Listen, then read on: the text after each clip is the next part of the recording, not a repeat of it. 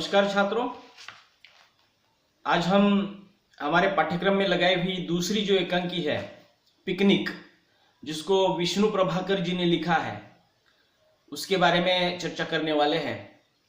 Picnic एकांकी की कथा वस्तु या कथानक जो है उसको तो हम देखेंगे ही। उसके पहले इसके जो लेखक है विष्णु प्रभाकर जी, इनका लेखक परिचय हमारे लिए थोड़ा सा महत्वपूर्ण है, क्योंकि इसी के ऊपर आपको परीक्षा में बहुविकल्पी प्रश्न पूछे जा सकते हैं। तो उस दृष्टिकोण से विष्णु प्रभाकर जी का जो परिचय है, इस पिकनिक नामक एकांकी के जो लेखक है उनका परिचय देखना हमारे लिए महत्वपूर्ण बन जाता है। तो मैं आज जो है सबसे पहले पिकनिक एकांकी के जो लेखक है विष्णु प्रभाकर, इनका परिचय मैं आपके सामने रखूंगा, ताकि परीक्षा में इसके ऊपर जो वही प्रश्न आएंगे मैं परिचय करा के देते समय उसको दोहराता रहूंगा। इसको सुनने की कोशिश कीजिएगा, हो सके तो उसको लिख लेने की कोशिश कीजिएगा।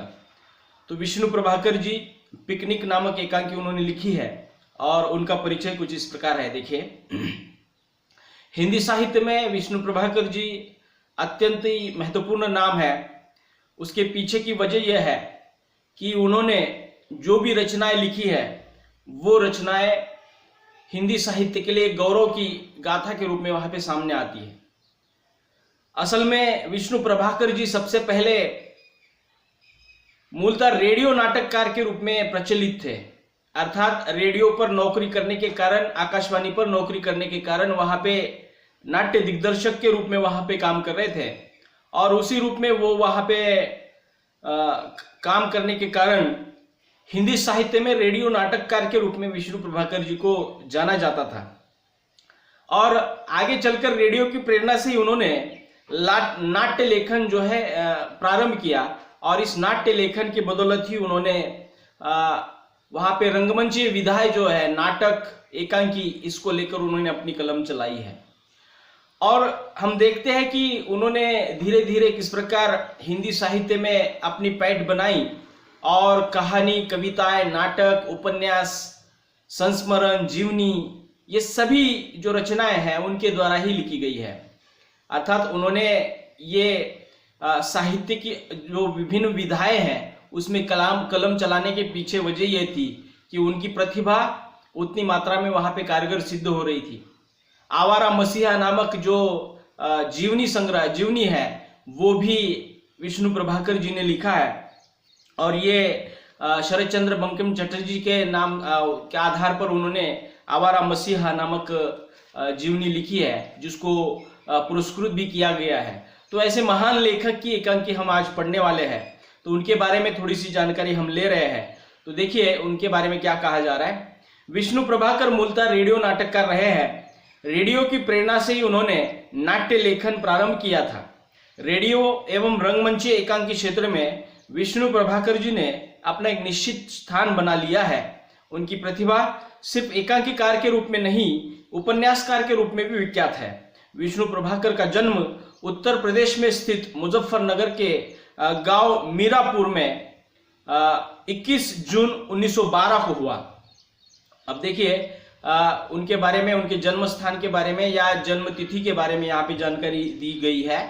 उनका जन्म जो है उत्तर प्रदेश के मुजफ्फरनगर जिले में मीरापुर नामक गांव है, वहां पे 21 जून 1912 को उनका जन्म हुआ।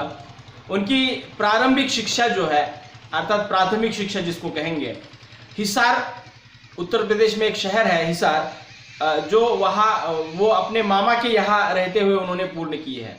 अर्थात उत्तर प्रदेश के हिसार में मामा के यहाँ रहते हुए विष्णु प्रभाकर जी ने अपनी प्रारंभिक शिक्षा वहां पे संपन्न की। वही के सीएबी हाई स्कूल से 1929 में उन्होंने मैट्रिक की परीक्षा पास की। अर्थात सीएबी हाई स्कूल से उन्होंने सन 1929 में मैट्रिक की परीक्षा अर्थात 10वीं तक की परीक्षा उन्होंने पास की। इसके बाद नौकरी करते हुए पंजाब विश्वविद्यालय से बीए, हिंदी प्रभाकर एवं प्राज्ञ आदि परीक्षाएं पास की। अर्थात नौकरी करते करते उन्होंने पंजाब विश्वविद्यालय से बीए की परीक्षा, साथ ही साथ हिंदी प्रभाकर और प्राज्ञ आदि परीक्षाएं भी पास की है। नौकरी की तलाश में सर्वप्रथम वे हिसार के गवर्नमेंट कैंटल फॉर्म में दफ्तरी करने लगे। अर्थात नौकरी जब करने की उन्होंने ठान ली, तब उन्होंने सबसे पहले हिसार के ही गवर्नमेंट कैंटल फॉर्म में दफ्तर में वो ज्वाइन हो गए। बाद में यही क्लर्क बन गए। मई 1929 को अप्रैल सन 1929 से अप्रैल सन 1944 तक वे इसी फॉर्म में अर्थात गवर्नमेंट कैंटल फॉर्म में उन्होंने नौकरी वहां पे की है सन 1929 से 1944 तक। इसी बीच वे सामाजिक, सांस्कृतिक एवं राष्ट्रीय आंदोलन में भी रुचि लेने लगे। अर्थात नौकरी के दौरान जो है हमारे संपूर्ण देश में जो है आजादी की लड़ाई लड़ी जा रही थी, तो उससे भी वो प्रभावित हुए और वो राष्ट्रीय आंदोलन, सांस्कृतिक, सामाजिक कार्यों में भी जुट गए। सन 1942 तक उन्होंने आर्य समाज में सक्रिय रूप में कार्य भी किया। अर्थात स्वामी दयानंद सरस्वती द्वारा स्थापित जो आर्य समाज जो है उन्होंने वहां पे अपनी सक्रिय भूमिका वहां पे निभाई है।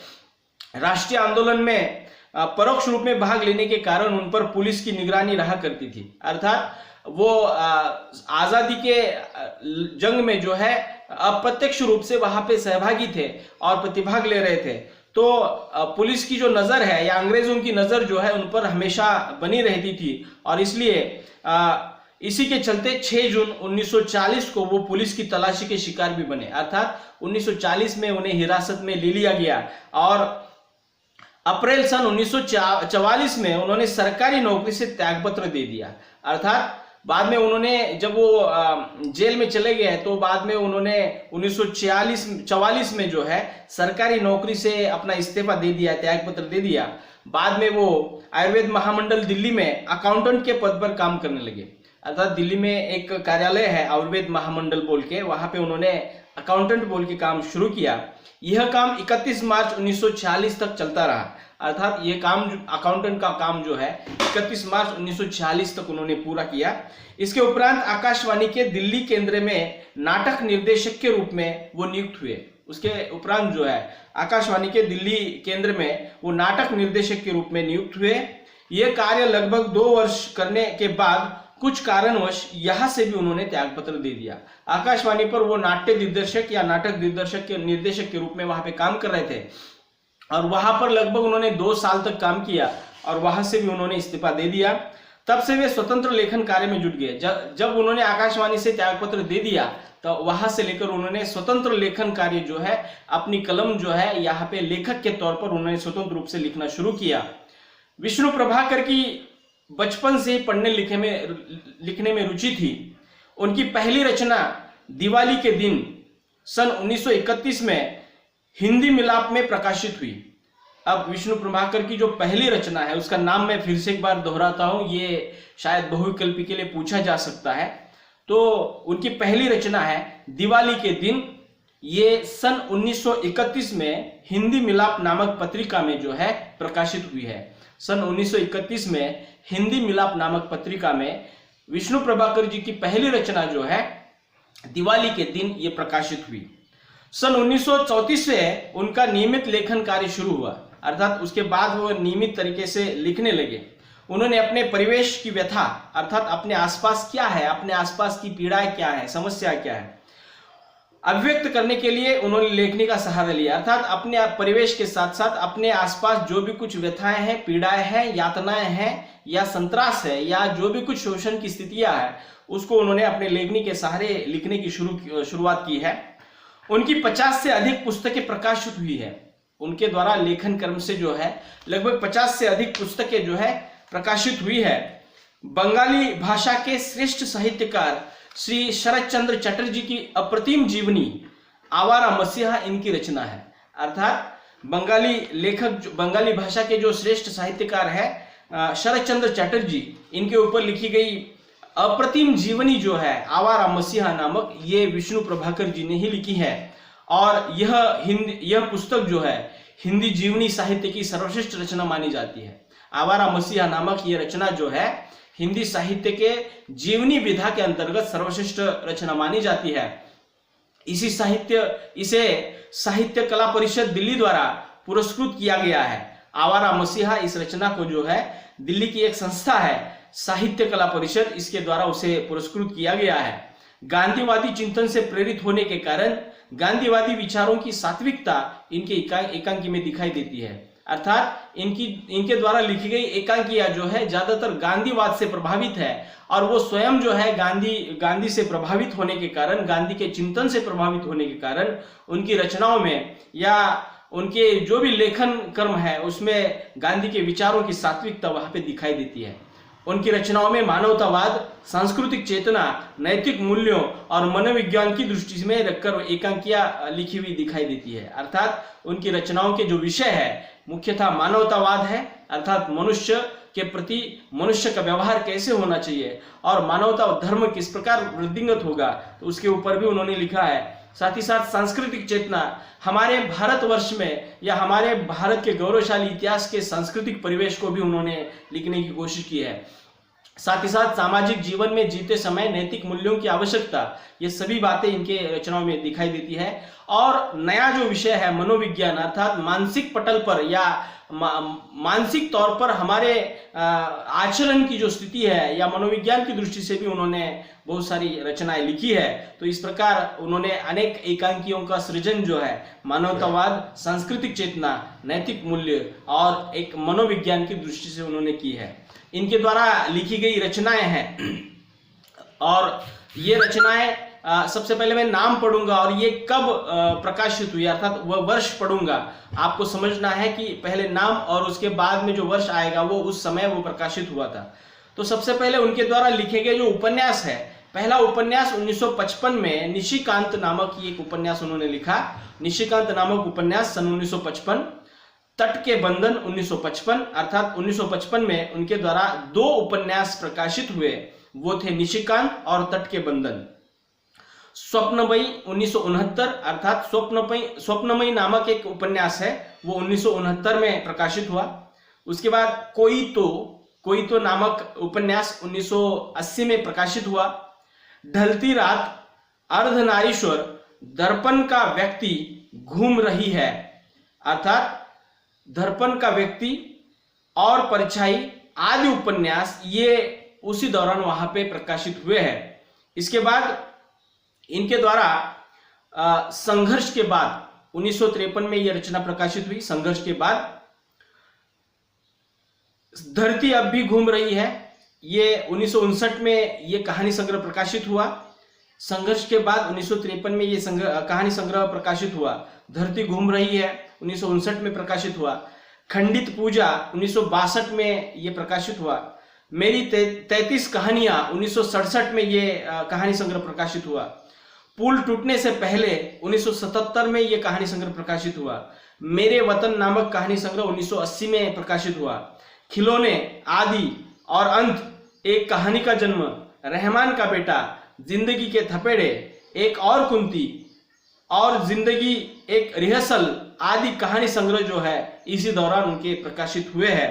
अर्थात नवप्रभात, चंद्रहार 1952 में उनके द्वारा लिखे गए नाटक वहां पे प्रकाशित हुए हैं। नवप्रभात, चंद्रहार नामक नाटक जो है 1952 में प्रकाशित हुए। होरी नामक नाटक 1955 में प्रकाशित हुआ। डॉक्टर नामक नाटक 1958 में प्रकाशित हुआ। युगे युगे क्रांति 1970 में प्रकाशित हुआ। टूटे हुए परिवेश 1974 में नाटक प्रकाशित हुआ। बंदिनी नामक नाटक जो है 1978 में प्रकाशित हुआ। अर्थात इतने सारे नाटक जो है उन्होंने लिखे हैं। उसके बाद 12 एकांकी, ये एकांकी संग्रह है 1958 में प्रकाशित हुआ। 12 एकांकी।